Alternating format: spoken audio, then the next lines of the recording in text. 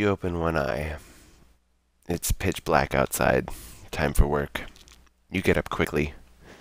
And a few minutes later, you're outside your studio. Night 4. Pick up some...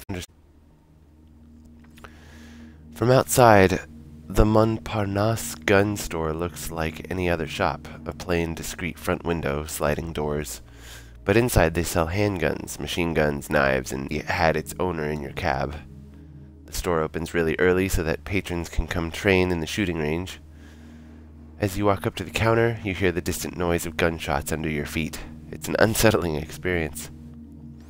Can I help you? With a hunched back, she's been selling weapons since the 70s. She's cheekily in a typically Parisian way. Oh, she's cheeky in a typical Parisian way, and her wrinkles carve craters. Go for it. I have a question for you, about a weapon. She looks slowly up at you. Where's the photo from? She's been doing this for years, and you doubt you can pull one over on her.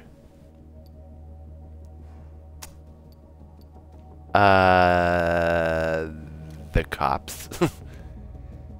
Yeah, and just how did you end up with the police photos? I'm a private investor. She cocks her head toward the outside. Although, with the, disruptive economy we're living in, it's not... She practically rips the photo out of your hand. You give her as many details as you can. She thinks for a while. The shop door is open. The shop disappears downstairs.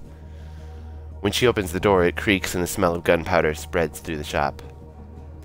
It's funny, this doesn't fit with what you told me. The shell is... There are no scratches, but there are a few... All of a sudden, like something had escaped what they were doing. In light of what you told me, I'd say it belonged to a cop, or a soldier. It could be a family weapon. It was a police service weapon in the 1970s. Either a cop held onto it, or the guy you're looking... Make that slight shift again, the one that could be construed as a smile. Or she, actually. You know, lots of women shoot, and I give classes if you have any lady friends who are interested. Back in your cab. You glance back at the shop. Woman knew that. Anyway, you start your taxi. You have what you need to move forward with your investigation. Paris? I don't know. France was like that these days. That's cool. And all. Who is that? Someone familiar. I can't have a decent amount of money. You feel like you're on the brink of remembering something. Like a word is on the tip of your tongue. But which memory? Which word? You feel something moist moving up your thigh? He reveals a row of pearly whites, too white. No worries, I won't be long here. It occurred to me. Since you're white, there were opportunities. There was Cynthia, that was her name, right? He lets out a snicker. Or that... Don't try to avoid the subject. You know very well who I'm talking about. His voice gets quieter, sounds far. It's the name of that girl you never called back. Julie. Yeah. Say it louder. Julie. Exactly. Something like that. A coffee. Her hair cut a bit too short. But you're into short, and they look like dudes, don't you? What the fuck, dude? What is your problem? Shut it. You lower your eyes. Bits and pieces of Julie. She left you messages. She wanted to see you again. Julie. The last syllable burns. Leave me the fuck alone. Seriously. And go where? Listen to me, man. What, fuck? Fuck her? Fuck Julie? Shut your fucking mouth, dude. Let me tell you why you don't have the balls to call Julie back. Shit you wouldn't understand, because you're too stupid. His posture shifts. It's almost imperceptible. You lose your temper. You turn around to scream at him. Just shut the fuck up already! Life. Metro in the distance. A party on the first. Warm nor cold. Just stay weird. Like, hallucinations that I'm having. On top of that, like, the writer clearly doing the, like, kind of Stephen King thing and being, like, edgelordy about making characters that are bigoted and shitty and... Oof. Still really intrigued. Myrtle Thevenot. Hey, friend. You pull over to the side of the road and wait for your passenger. A regular you haven't seen for a while. His shopping bag and climbs into the cab. By the way, just like all the other previous episodes, I apologize for my horrible, I don't know what any of these act. I How wasn't she phonograph? You know all about her sad life story, about her her scratch card addiction, and her 2 incarcerations to date. You were lucky you'd been given a helping hand. She hadn't.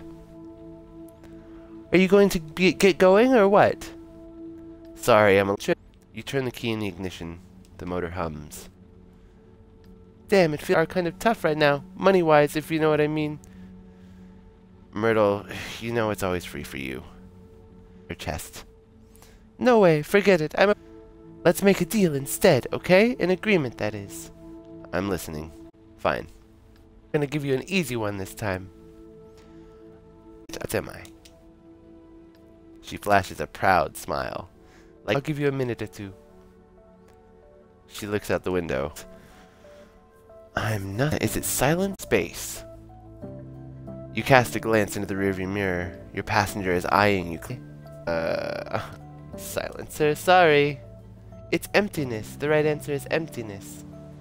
We can create it, can't see it. It's all around us, up there in the sky, you know, in outer space. You raise an eyebrow. That means a lot to me. She gives you a wink. The guy's a real brain. Talk about a brain. An astro, something or... Yep, a decent guy. Suddenly her face clouds there. Why the sudden mood swing, you wonder? You better pull over here. Don't like getting out of a taxi in front of him. Say. Hey, don't they spread rumors like I'm blowing, you know, a block to the car door. I'm out of here. Always good to see you. Cab. The slam of the car door ring. You don't want to drive past this. I don't mind not making any money on that one because we've given just very eccentric and not helping me. Still doing great on time. Nice. I'm going to struggle with giving everybody different accents. I don't know if I'm even going to be able to do that kind of thing. Your next passenger has an address and the near tone is familiar. Sharp and curt. Yes, I'm on the way home right now. She pauses. Another pause. She sounds annoyed. On the other end, a voice gets louder. Who's paying? Well, a new round of criticism begins. Look, can you just lay off? Yeah, we'll talk about it when I get there. Ready to hang up. Then pulls it back. Yes, I'm here. I hear you. I told you. We'll talk about it when I get home. Yes, I'm going to say that. She smiles. No, that was the driver saying we're about to... No, he seems normal. Thank you. You hear it and decides not. It's Lakme by Leo Delibes. I hope I'm saying. It's such an incredibly soft piece. Her companions go to gather jasmine between the characters. And it's mutual. The 2 women sing and their words are very similar but not identical. Yeah, her face seems to have erased. I really hear all the sacrifices she's made for me. Buildings in La Défense and self. She's going to make a joke, but something keeps her from doing so. Thinks I'll end up as a cleaning woman at La Défense. Your passenger sighs. She thinks I dance too much.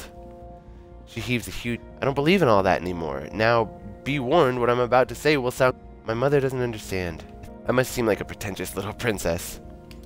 Thanks for lying. Not much farther. I mean, I know I owe my mother a lot. I have to stop being so self-centered, blah blah blah, and I have to pass the talking by my Lakme performance. But she didn't say a single word. And I 1,000 words. You pull up to her house. She takes her time getting out of the car. I don't know why I said all that, but it felt really good. Thank you. She disappears. Her tears have definitely vanished. Alright. Finding. Say a damn word to me. You double park and wait for your next passenger to slide into the back seat. He looks at you. Appreciates you in your taxi. He gives you his address. Traffic. Then you can tell it's coming. Like we've had this one before. Some bits of information, rumors, things overheard. If I'm not mistaken, the game has done this to me before, though, where it's set me the live again, and then it gives me completely different information, so I really have to pay attention. Note of what you've heard. Who knows? Doesn't bother you. Slowly turns his head and back to look. You keep look familiar at all, and yet it's like you know him. A second later, an outside light shines on his face. It looks like he's smiling. A few seconds, the door opens slowly, and he smiles at you. You can tell it comes from the bottom of it. You weren't expecting that thing. That was really weird. I can all remember. Oh, guy, like, it's this accent before you even cringe. I promise. Your next passenger is waiting on the sidewalk with an enormous suitcase next to him. You get out of the cab, pick up the suitcase, which must weigh 45 kilos at the very least, and put it in the trunk. You get back in with your passenger close on your heels. You turn this. There's almost no traffic, and you're able to drive at a decent speed. Behind you in the rear view, you can see the tip of the Eiffel Tower start to appear.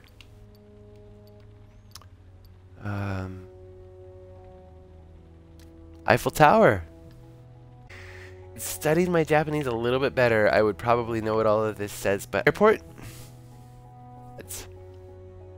Okay, he keeps saying legitimately himself. Oh, poor dude. Very, very busy and overstressed. And he's non-stop.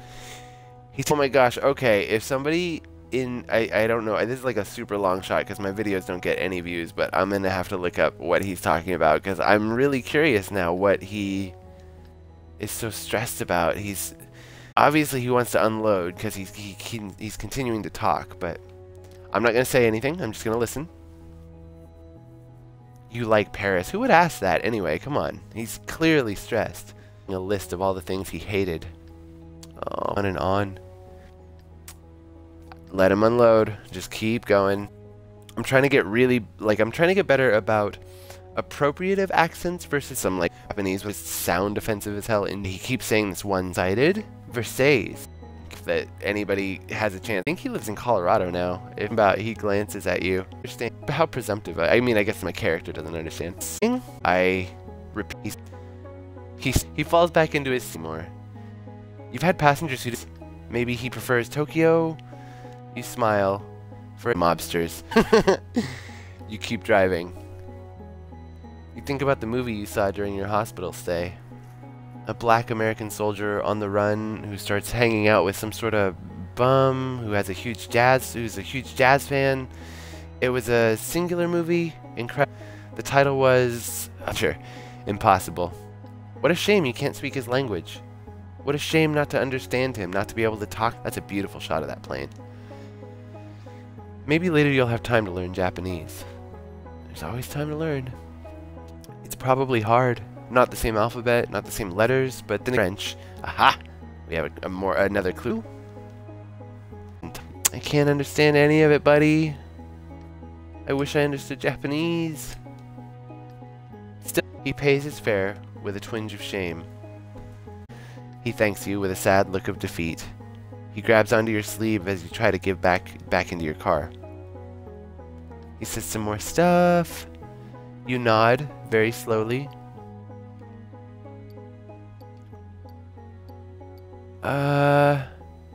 Me too. That's basically like 80 answer that I have for you. He looks over at you slowly from head to toe of emotion.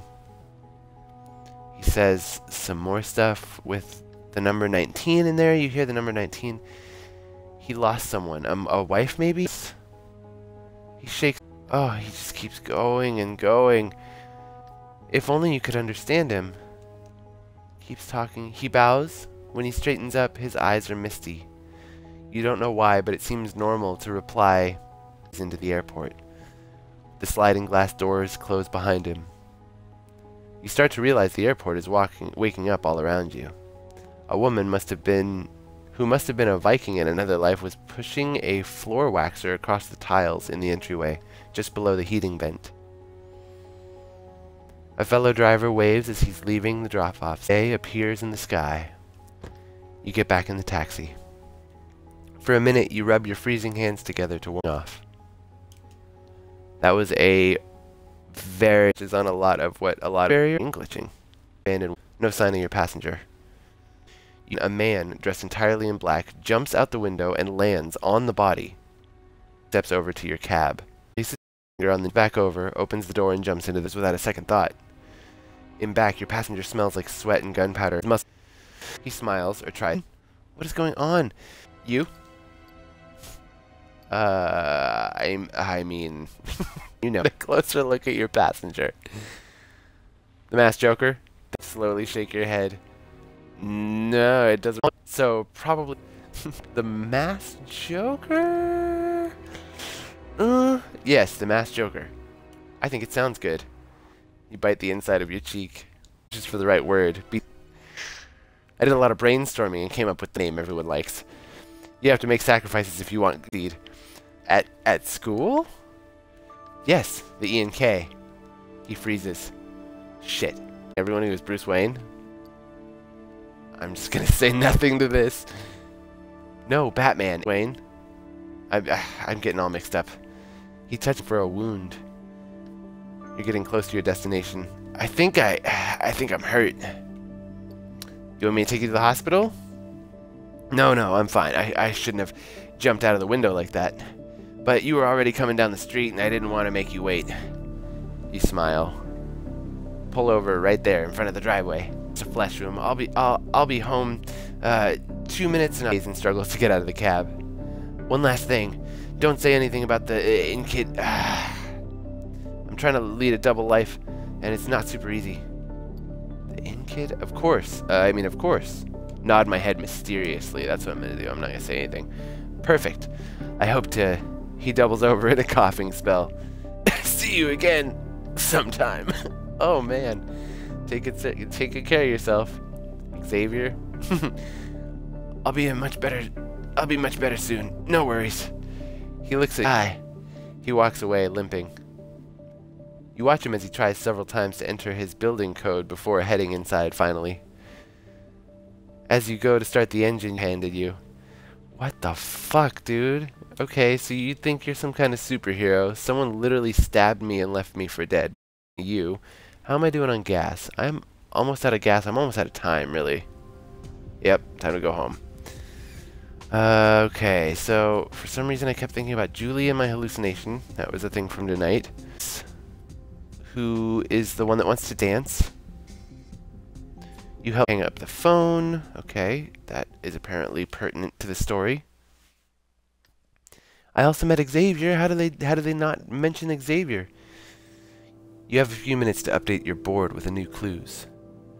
Your neighbor flushes the toilet. Out of the corner of your eye, you can see the pipes shake. It's time to get moving. Gotten too many new clues here. Victim 2 killed an Algerian man, was never arrested. Oh my gosh, okay. So, victims killed with 1 bullet in the... What does it say about which one? Killer case. All victims, Tivoli. Execution style, right? That's true? That's pertinent? The message on crime scene 2 said you did to this, right? No. Why is it a whole other person over here that's missing? Herve Grayo. Homeless man with an unknown who was victim 2. Charles Bugrain was victim 2. None of these guys are victims. These are all my potential suspects from the police file? Health issues. Wait, got health issues after the Richteden health scandal. A couple of arrests for breaking and entering. This guy's picture has disappeared. Probably because we have maybe ruled him out as a suspect now. The height here is important because these two are close to the same height. Salim Wadian and Claudia Campos, both of them. Medical examiner in Paris, escaped from Argentina when she was young. The process, Salim Wadian. Although, okay, so we know that that's close to the killer's height. Keep our eyes out for Salim with his hand on his cheek. Look. That's all the evidence that we have for right now. So we need to try and find those people. With a heavy hand, you wipe your tired face. Events of your head, the streets, the passengers, their faces, their problems. Get more sleep. Investigation board. Your hands are shaking. You don't quite know what's happening around you anymore. For a short moment, the room around you starts to flutter. You shake your head and your mind wanders for a second. Your eyes close. Right when you're about to fall asleep, you noticed a taste on your tongue. A very salty, like soy taste, a tad bitter, very strong. It disappears as quickly as it came, and you're asleep.